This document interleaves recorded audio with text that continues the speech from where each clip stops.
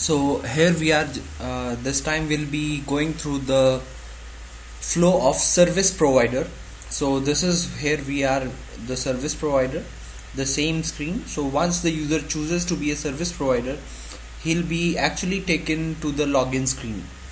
So publicly service provider will not be allowed to access the app. He will have to log in or register himself, or maybe log in via Facebook. So we just proceed here. So here we are with the login screen. So in order to register with the service provider, so the first basically service provider will have to go through two screens. This is the first screen, that is very normal to the screen that we saw previously for the client, and here we have the next button. So as we click on the next, so we go to the screen wherein the user can select the service provider can add the categories. So he will be selecting the category, and he will be entering the description of the category, so whatever the description is, and then he will be entering his hourly rate or whatever. So let's say 24 rounds or whatever, right? So in this way he can simply go on adding as many as he want. Some description again, and then let's say 36. So he can add number of categories. Here if we want, we can limit with the number of categories that user can add. So user will be able to add only those categories, and eventually user can delete the categories from here, and then the service provider will actually complete the registration process by clicking on the register button here. So once the user logs in here, that is the service provider logs in, so he will be able to see his profile.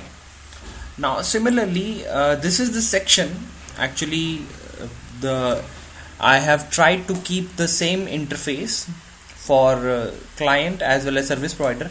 Now service provider will see those cards who are interested to take the service from this service provider in various categories. So if he likes, basically once he clicks on it, he will be taken to the request for the basically whatever the request he wants to make.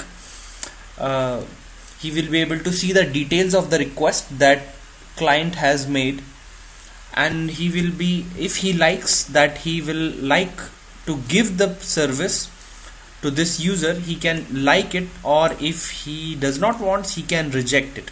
So these are the cards actually, only for means these are the users who have requested for the service to this service provider. So if suppose I don't want to give the service to this user, I can simply say no. Yes, I want to give my service to this user. I will say yes, and bingo, it will be a match. That since it is a match that both service provider and client have agreed to exchange the services, now they can basically go and they can start exchanging the messages with each other, and then they can click on the deal button, and then finally once they click on the deal, and they can finalize their deals. So this is somewhat similar to what we have already seen with the service provider interface. So similarly, user can edit his categories from here. He can edit his profile, he can edit his categories, and all the payment information will also be provided here. And similarly, this is here, so all the chat messages will be present here. Now this will be a list of services to both. This is actually the list to which service provider has to provide the service. So once he clicks, so again he will be able to see the service, and once he finishes the service, he can start the service and he can finish the service. So once he finishes the service, he can finish it over here. So this is where the service will be finished. Now service finishing will actually be pushed by the client, and then client will provide the feedback, and then it will be marked as finished here. Similarly, both of them, when they